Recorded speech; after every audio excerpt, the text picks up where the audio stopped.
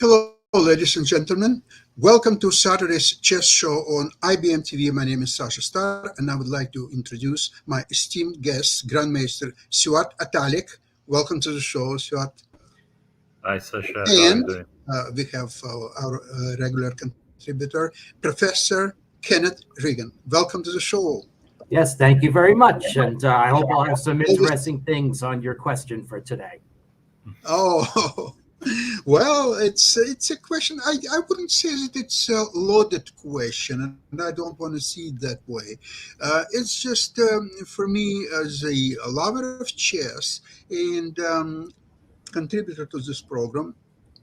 I would like to understand something that it's a very strange situation happening right now in the chess world now for a number of years. I mean, that the elite players, we are talking about a handful of, say, up to 15 players, they're I'm not even sure whether it's by design or it's artificially or by an accident or how it's happening is, but the fact remains that they are insulated from basically playing all lower rated players. So they're playing exclusively, almost exclusively among themselves, which keeps them, so to speak, their racing is remains extremely high. It's unachievable by majority of the players simply because they don't have a chance to play with them. Because if they do, they have at least chance to prove something.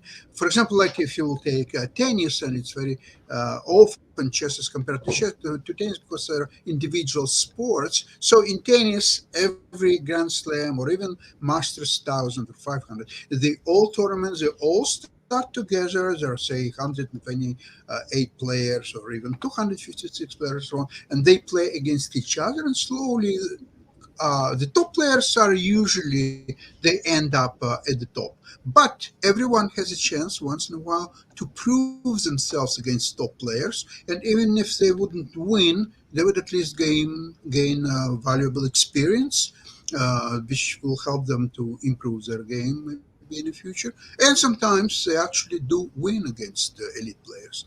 Now in chess, it's almost impossible proposition, and I'm not so sure if it enriches the game and makes it more interesting to see the same players playing against Hmm. themselves most of the times.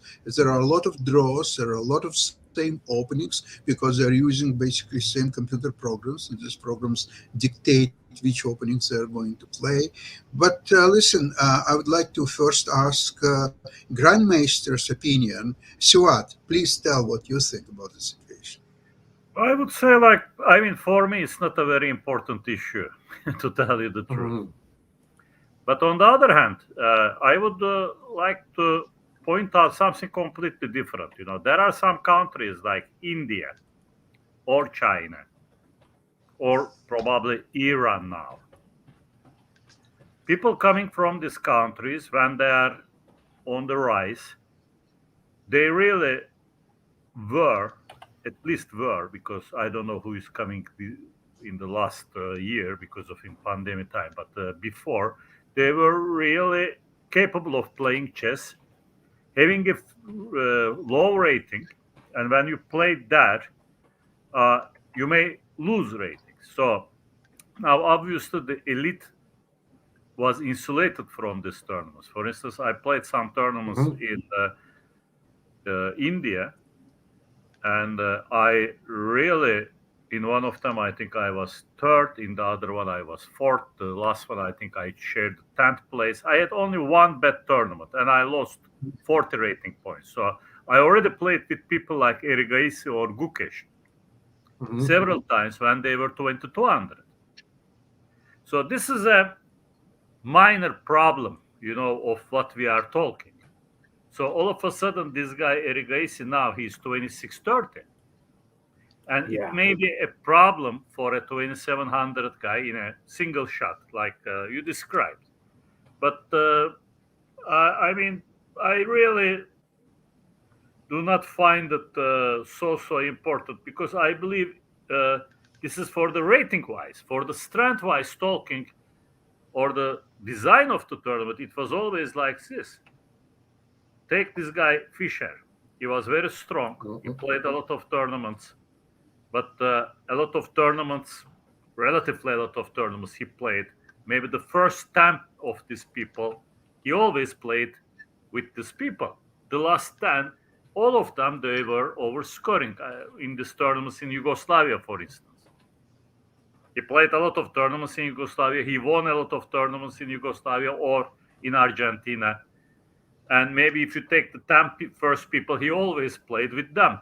The elite Argentinian players and the Russians, basically, and Fischer. The elite Yugoslav players and the Russians, and once again, Fischer. And, I mean, I really don't know. I believe Kenneth will come with some numbers. For me, by the feeling, it always was like this, at least especially in the last year, since Topalov time. I mean, Topalov broke really very quickly to the top, and he started to play with the elite, and he always stayed there. And maybe in his time, Kasparov, Topalov, they were all playing the same tournaments. Now, I don't know. Maybe look at this Grand Swiss. Does it give you the same impression? So let me ask, as a preface, to say, first of all, do you put the Olympiads in the category of a Swiss tournament in terms of elite players playing lower players? Or do you think the elite players play elite often enough that it's more like an elite tournament? I think the second. The second. Already every country on the top board, they have an elite player. Okay. Or close to be elite player and a candidate of being an elite player. Okay, that's important because I've set my screening software with calibration according to the last 5 in-person Olympiads. But the FIDE Grand Swiss, you think, is more a case of they're playing lower-rated players more. Okay, yeah. So that's what I have a hypothesis test of. So if I can share my screen, I can show preliminary results from the FIDE Grand Swiss, which I have, of course, been officially monitoring. So let me just call up my... So that I've made a temporary location for this. This is not the place where I am giving the reports. But okay, so I will share my screen. And okay, so share my entire screen. I think I've covered up anything that's sensitive. So let's now, where am I? Here, I should be here. So you see my index of chess fidelity data temp on the screen at the moment. So do you see my, let me take a look. Oh, yes, I think, yes, it is showing that. Okay. So this is my screening report through yesterday's play in the men's and women's section. And I'll quickly scroll down to get away from the players at the very top of the report, because what I want to show is at the bottom of the report. So at the bottom of the report is a check of my calibration. Now, my calibration is based on the last 5 in-person Olympiads with the FIDE time control, which gives 90 minutes for the first 40 moves plus 30-second increment. The Grand Swiss is being played with the slower time control. And one way to compare is the amount of time you have until turn 60.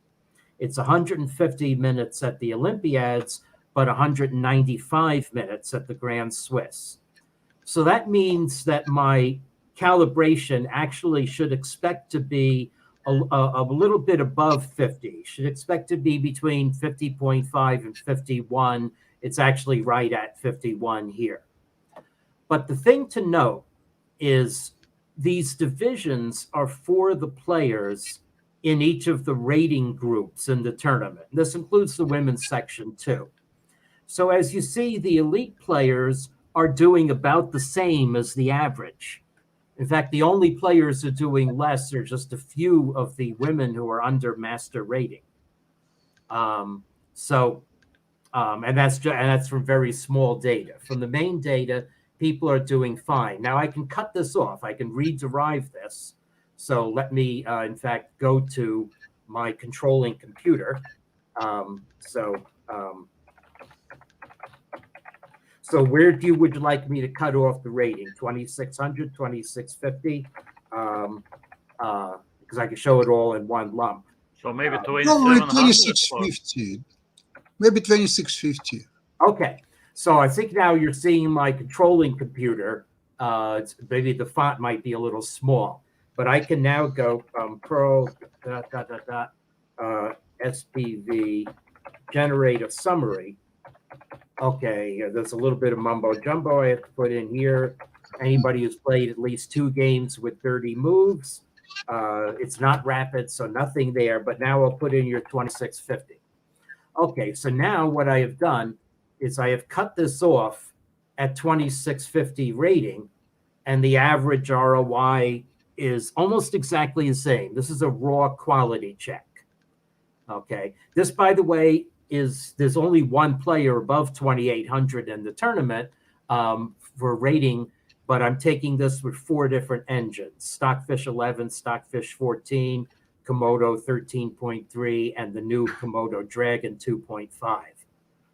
So that's just, they're all calibrated the same way. They all give fairly similar results. So you're looking actually at the players who are playing the least accurately in the tournament down below relative to their rating. And anyway, as you see, this number is very similar to the average that I showed you. And if I cut it off now at 2700, and we'll refresh the page. Okay, so 50.74, just a slight decrease, but very much within the error bars. If I increase it to 2600, No, deviation will change there, definitely. yeah, a little bit.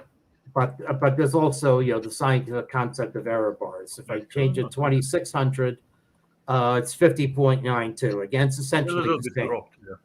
Essentially the same. So I could do 2500 too, and then that's half the tournament.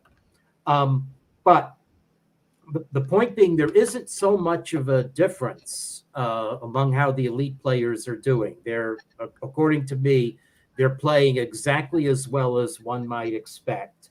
And another thing that you can infer from this is that even though the tournament is being played in a lockdown bubble, and even though there was a fire alarm for one of the rounds, this is not having an adverse effect on the players.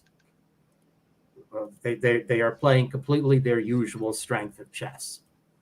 So, okay, so basically everything runs as expected, and the only thing is, of course, I'd like to emphasize the performance of Alexei Shirov and Alexander Dodchenko, who were our players on the Chess Stars quite often, and I'm proud that they're doing quite well in this tournament, especially Alexei Shirov. And remember, he was an elite almost 30 years ago. So, so he's not a young player, but he's doing and he is playing very well. He's playing at 2750 strength. So I also have my spreadsheet of full test results. So he's playing 100, almost 100 points above his rating. And let's see, I have not yet input the challenge created factor on this. I can do that in a moment. And so I've just now. But here we are talking about the rating, but not the quality of the games. Right. Now that's a question. You can differ from me about my measure of quality, because just for Shirov, I wanted to tell he started pretty well, but he's struggling in the last rounds, and a couple of games he was extremely lucky. At the end, today with Yu Yang, he was really almost dead lost. He was also dead lost with Firuzia with a ridiculous game, and I think he was worse another game when he was white. So 3 games he could have lost, but this is chess. I mean, we cannot, how to say, blend everything perfectly together. But quality of the games and the playing strength Now with Shirov, there is a difference. And we can say this guy Aronian was 2700. I think he was a little bit lowering by his performance, the 2700 club. It happens. Or there were people like Pankratov playing very interesting chess for 2650. And he was getting, with some luck, better results. And then at the end, he started even to lose. And now I think he's on 50%. In some way, in my opinion, statistics may really a little bit betray us when it comes to the game of chess. Right. Well, it must first be said that my statistics are a measure of computer agreement, which might not have the same effect as quality or challenge factor. So I'm inferring, obviously, though computers play very strong, and so we can take their judgments as read in a certain way. But anyway, that's primarily what I'm measuring because, of course, I'm doing this on behalf of the fair play panel of the tournament. Speaking about Shirov, I have impression that he got tired after the pretty good start. I think closer to the middle of the tournament. I think I don't remember when he played last time. He played such a strong tournament. Basically, but last year he played in Grand Suisse as well, and he played Carlsen in one of these, in Gibraltar. Okay, he played in Gibraltar. I think this Swiss is just as strong as Gibraltar, if not stronger. It's the same, almost. About the same, But I think, of course, it's getting a little bit more and more difficult because of his age. In my newer model, actually, he's playing even better. So in my model with the challenge created factor taken into account, he's playing 2800, 2840. And his challenge created is 6% above normal. So he's playing like Shirov, not as strikingly as in the Grand Swiss 2 years ago when his challenge created was 14% above normal, and he was the most striking player. Like right now in Latvia, Jordan van Foreest is playing with challenge factor 16% above normal, yet he's actually underwater a little. So maybe he has a minus record. I have to look. Okay, once again, who we know as Shirov from the past, and who did we see in the last years, and whom now we are watching in Grand Suisse? They are three different people. Yes, of course. He was playing very creative, very good during all of his career. Then he had some setback, and then in this Grand Suisse he started well. But I believe his problems are not physical. His problems are mental. And also the rating coefficient gives you some, some pressure. So you play against a number, not only against a guy. So once he started to be on the other hand of the rating scale, he started to be a little bit affected by the opponent's strength. So many of his games, he's a little bit shy. It's not like it happens with all of us. When you play even on internet with someone who has a high rating, well, okay, your heart is a little bit more palpitating than ever. I think he didn't look like he was really tired, but he was playing really shy. But obviously, it's very difficult to diagnose, when you are not there, when you don't play with these people, when you don't talk with them. It's very difficult issue where all these things we talk is really falling. Yeah, I have Anton Korobov with the highest challenge created factor and 2850 performance rating. So, I mean, he is doing very well. But he was doing very well, but he lost just one game to the British guy, Howell, Yeah. Oh, Well, he really played bad. In every tournament, in my best times, even, one game I would play bad. Then it is pure luck that your opponent converts what he has, or even you get over this disadvantageous position, or you spoil it, whatever. And he is actually a good tournament. Mhm. And okay, today he drew also with Shevchenko, his countryman. It looked very dry. I don't know. It's just like what Sasha described about the computer analysis type of game. I mean, I don't want to blame anyone. They are playing pretty good, but Mm. actually, Korobov was playing very well in the tournament until the last two rounds, and even with that, he Mm. has this coefficient. Yeah. Yeah. mhm. Okay. Why don't we take 1 minute off and we'll Mhm. continue right after the commercial. Okay.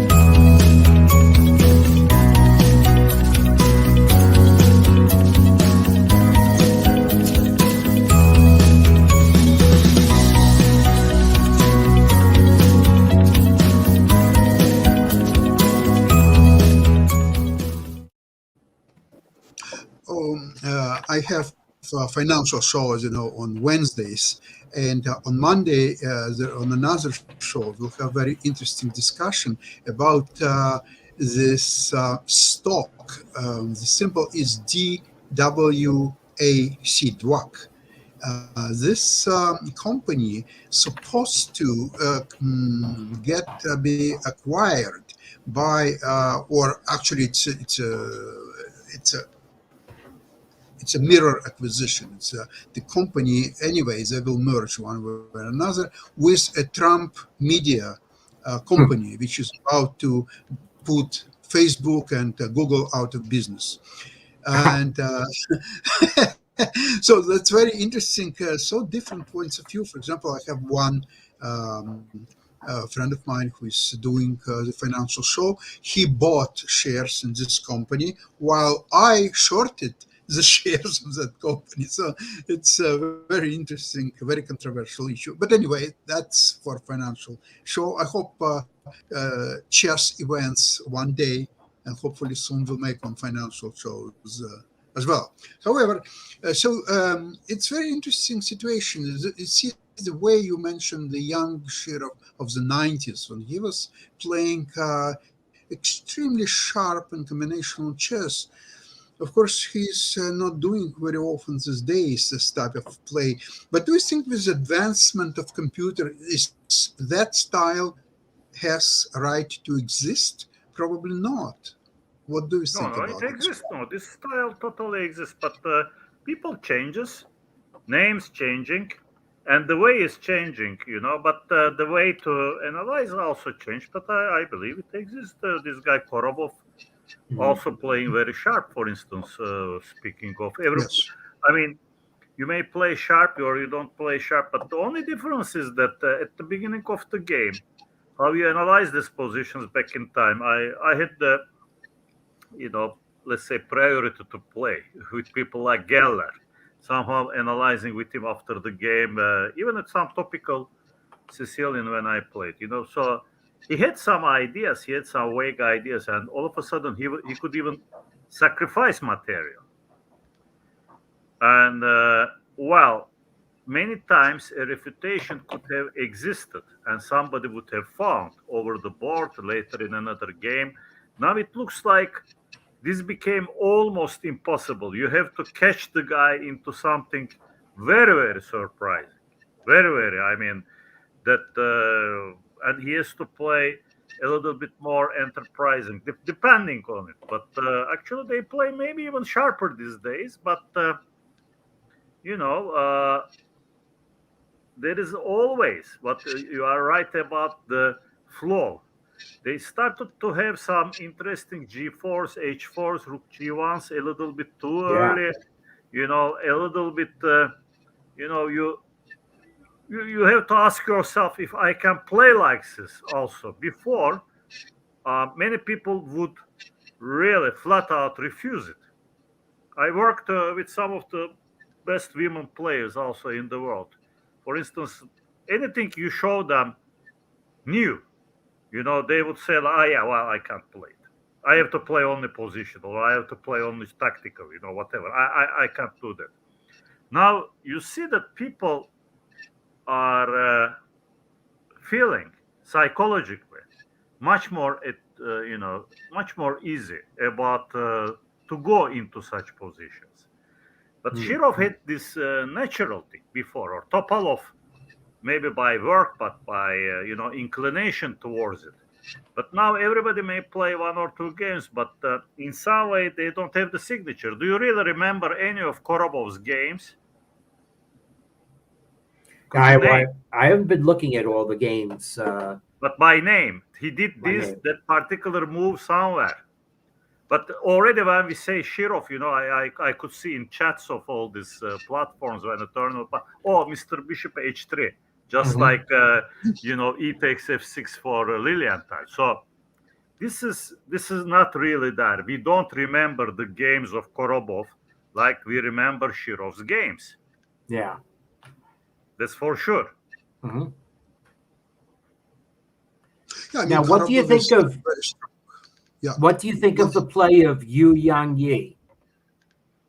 Well, okay, there is something very strange. I mean, I want to answer the question in a more extended way. Just at the beginning of the show, I mentioned that there is an improvement in chess or in chess playing level in certain countries. So we said India for sure, China for sure, and Iran for sure. And for some reason, there is some regression with Chinese, and there is only Yu Yang Yi. Yeah. In the last month, there is only Yu Yang Yi. And he's regressed also. He's 50 points lower than he was 2 years ago. But the quality of the game is there today. For instance, if he would have beaten Shirov, which he freaked out for some reason in some position, he really got carried away. Tomorrow, most likely, he was supposed to play with Firuzia, or Oparin would play, and he would play the other guy, I don't know, Caruana or Vashelagra. But it looks like, okay, how many people they have? There is Ding Liren. He is super strong, but he doesn't play. Yeah. There is this guy, Wei Yi, lost in action. How Wang retired. Yeah. So there is this guy, Wang Kao. He played or didn't play, wanted to play, didn't want to play. He was the first one to go, like I said, to this candidates tournament. So now at the moment, from whatever we have seen in the last period, Yu Yang Yi has a word. He's playing all these, games, and he's. I think he didn't lose a single game in Grand Swiss, no? Yeah, let's see. I don't think so. No, that's no, right. I don't think either. Yeah, and I could just check very quickly because I have my records. But yeah, no, you're right. I'm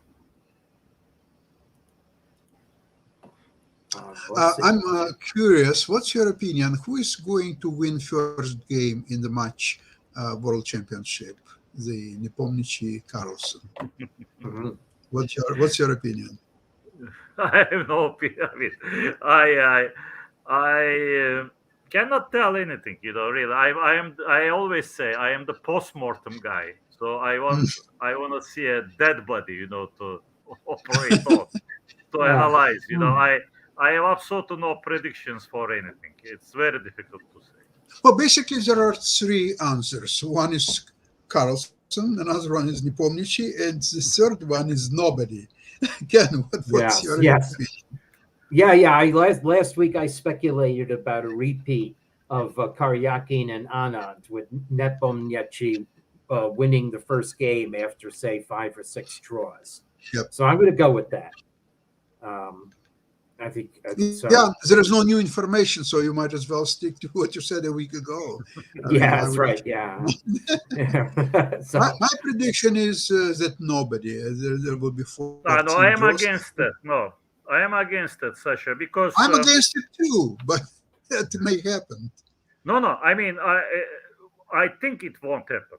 Because Nepomniachtchi is not Karyakin. There is a difference. He's not. He's not. I mean, he may during the match he may transform into a Karyakin, or He also different from Caruana too. Yeah, well, but Caruana, I have to tell you, it's a heartbreaking story for Caruana. Caruana completely left himself into the hands of Carlsen, in my opinion, completely. And I mean, one problem with these people, let's try to understand. Caruana had this guy, Kasim Janov. I used to be a good friend of mine. I can still call him a friend. He's very friendly with my wife, whatever. But you understand that Kasim Janov doesn't have an authority on Caruana. So this is not like Bondarevsky taking, Spassky to the corner and having a couple of slaps and say, like, you know what, if you continue like this, you're going to lose in rapids, whatever. Or it is not Danailov, Topalov type of relationship, whatever. I don't want to really push any of, this kind of thing. But Caruana, I mean, what was he doing? Like also technically, what was he doing? He was getting really very good positions in this variation of Chelyabinsk. And always he was botching them. When you are always botching them and even getting worse, then you don't play it. Somebody has to really have an authority on you. So this kind of real, king of the hill type of approach didn't work with him. And there was nobody who challenged his ideas. And now about Nepomniachtchi, they always talk that he's not a great innovator, creator, or whatever, but he was always listening to these people like Nair, the other guy, Potkin, Ryazantsev, these guys. Yeah. He's a very good, executor. So you give him the ideas, he executes. So he understands what he can play, what he can't play. Now, one very important thing, when you play a dominating personality, somebody really who dominated chess for a long time, like Carlsen, then you have to change openings. Or you play Anand, who was dominating, you are Gelfand, and you play always the same thing. The guy catches you no matter what happens. Look what Fischer did. He was playing, okay, we all doubt the existence of Soviet chess in some way when it comes to the board, We know that there are very strong players. We know that there is a system which works, which doesn't work. We already discussed all these things, but Fischer was changing certain things, and he was capable of playing them equally bad or equally good. And it worked with Spassky. Imagine if Gelfand would changing certain things. I think he is not lesser player than Anand. He's very, very academical. But people did, including Karyakin or others, they got stuck with in their shell. Nepomniachtchi will not do that. Also, let's not forget once again. Now, Russians, they got the control of FIDE completely. They erased this guy Makropoulos, which should be done. They themselves, in my opinion, they are doing very ridiculous things. Whatever, but this is another aspect of chess. But at some moment, Karyakin will lose his credit. And obviously, Nepomniachtchi doesn't want to be Karyakin. He wants to be the Russian Carlsen. He's a very, very ambitious guy.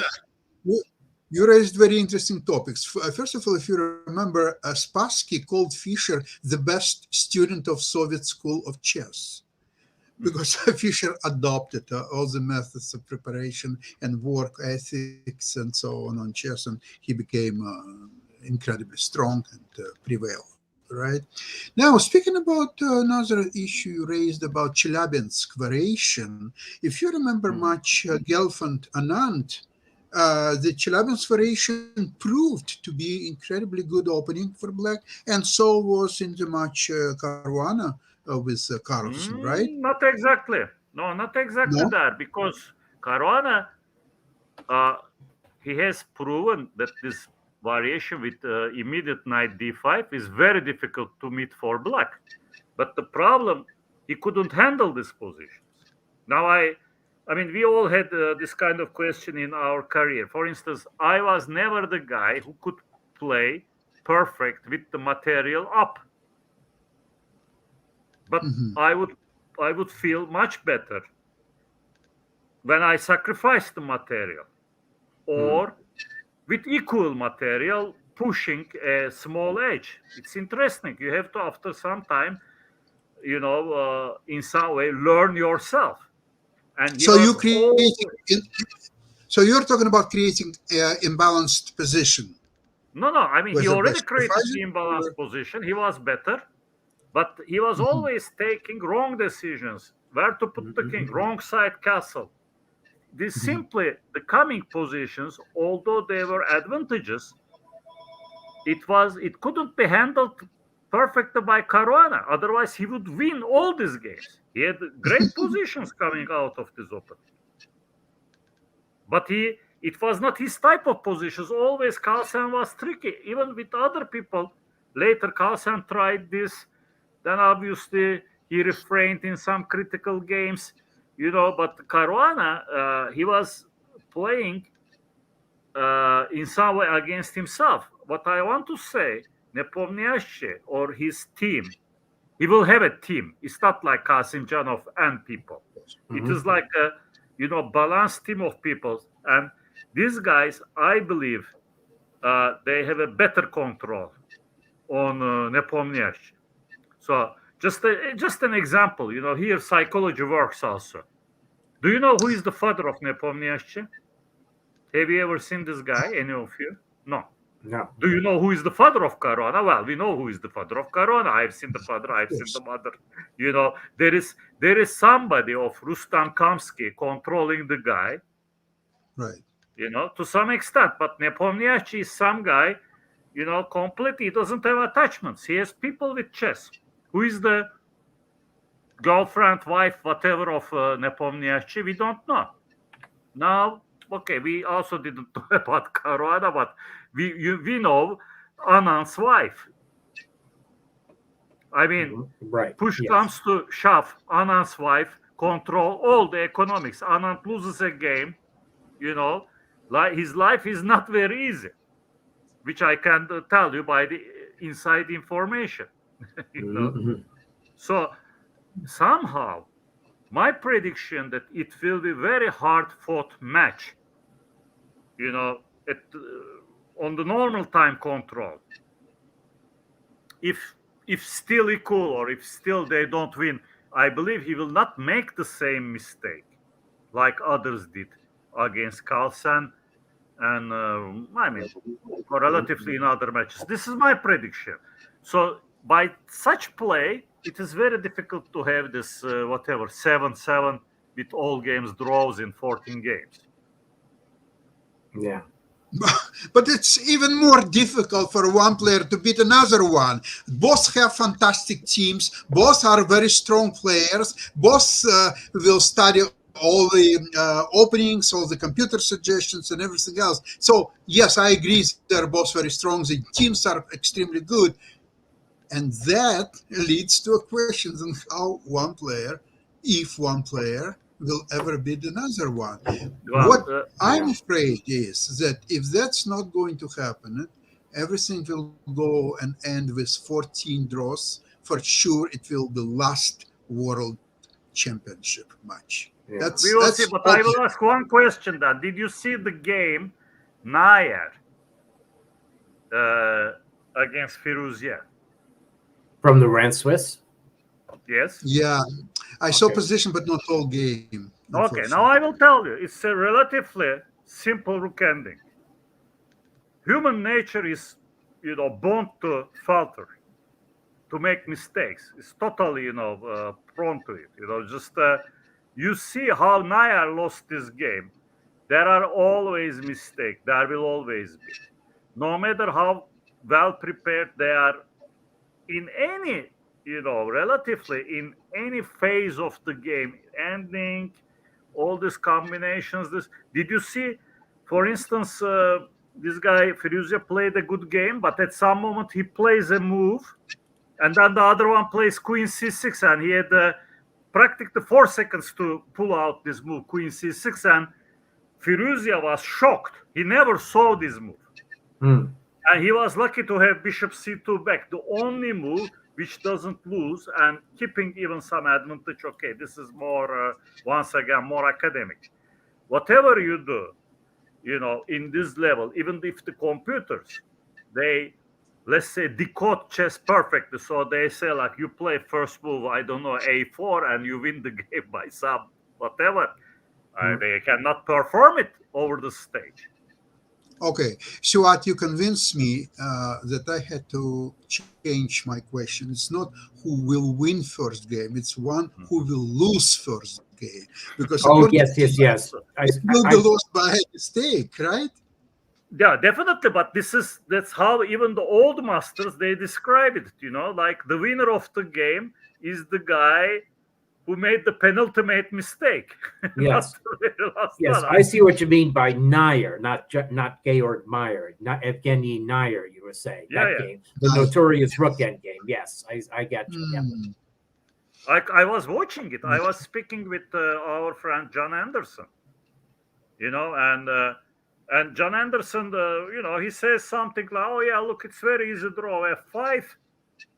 I say, like, yeah, it may be a draw, and then I look and then I say, yeah, just come on, the guy plays the very first move for that, and these commentators, they were, really analyzing some ridiculous rook sacrifice, wherein it happens even with the two queens. It's called the star, so it's giving this checks that the two queens and king, basically the king goes around to two queens. Now it's a rook, but there is an extra check now, rook b6, which loses the mechanism, whatever, but then very, very simple draw.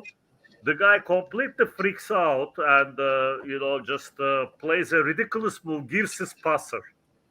And he thinks like, yeah, well, that's it. The king never goes out of the corner, loses the game in 5 moves. These kind of things we all did, we all do, even in World Championship level. So the score of this Caruana Carlsen, there was one scary thing about it. In my opinion, in that match, Carlsen psychologically dominated Caruana. Yes. Completely, the score is not reflecting the difference between them in that match. The difference came immediately in the rapid games. Basically, Caruana lost all the rapid games. Right. Some people already had the fear to play these rapid games. Because rapid chess, you don't think much. You do something, he does something. Okay, it's getting the more time control. You increase the amount of time, like in Grand Swiss, better players will even have the tendency to score better, in my opinion, and it fits to some extent to Kenneth's data. Now, I am not so sure if Nepomniachtchi, will be totally, dominated by Carlsen's character. He already had, his kind of rebel against Carlsen, let's say. He won games, he might have lost games like in the last one, but he's always doing something, he's just, and also, this is in Dubai. We already talked about it. I don't want to repeat myself, but there will be a lot of Russian activity, even in perfect sense, not some, not some complicated theory of, conspiracy or whatever. But he will feel at home. They already played tournaments there. I mean, he's a different person than Caruana. So maybe Caruana more on his own. You mean, yeah. if you're talking about some Russian activities, maybe they will put pictures of Putin in every room in the hotel and in the playing hall and the This didn't analysis. work on Karyakin perfectly. So, But no, some time ago, you remember? I don't know if you remember. Like all of a sudden, Ponomaryov unloaded incredibly on Tukmakov, and he said like Tukmakov had this incredible ability to spot out any picture of Stalin. As a kid, and it's in his Twitter. You may see that.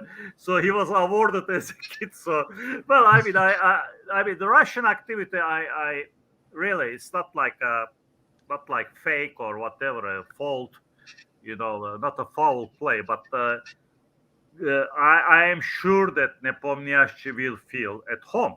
It's difficult to do it in some countries. It is difficult to do it maybe in New York, the same. Well, listen, let's not underestimate the Carlson's possibility to in somehow influence the overall the match or so on, because obviously he owns partially owns. The huge chess conglomerate of the company, so he has all kind of possibilities to do the best he can to win this match. However, Ken, I have just one question. Remember, you estimated comparing the tournament games versus rabbit games, and you found Right. that that there is a 150-point difference between rabbit chess I and found it for the standard world rapid pace, it's a 240 elo point difference. But now coming back to your very first point, in the rapid tournaments, the Carlsen tournaments where the elite players have been playing each other, now I am finding support for the hypothesis that the elite players playing each other is keeping their ratings up because I'm getting higher skill than I would expect to. yeah. So that's where that, and of course there has not been too much in-person elite chess over the past 2 years. And there have been some of the Grand Chess Tour, Singfield Cup, and some of the national championships, but not to the same level as previous years. So I'm not able to test that at standard play as much. I'd have to go back to the elite tournaments of 2018, 2017. But even there, yes. And in fact, I converted my screening test to a cubic regression away from a linear regression so that I could get the little bit of a lip up in the quality of the elite players facing each other. It may be also because their games against each other have more book, and it would take me a long time to remove the book just for my screening test. But in any event, what you started the show with in the elite round robin tournaments and the Carlsen events rapid, that effect is showing up there. Yeah, okay. I would like to thank you and Siwata, you as well, for a very valuable contribution and better understanding of the chess issues.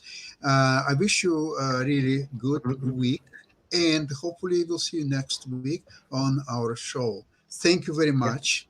Bye-bye. And All the best. Thank you. Yep. Yep. Thank Okay, you. and I can tell you that my data, I just now uploaded the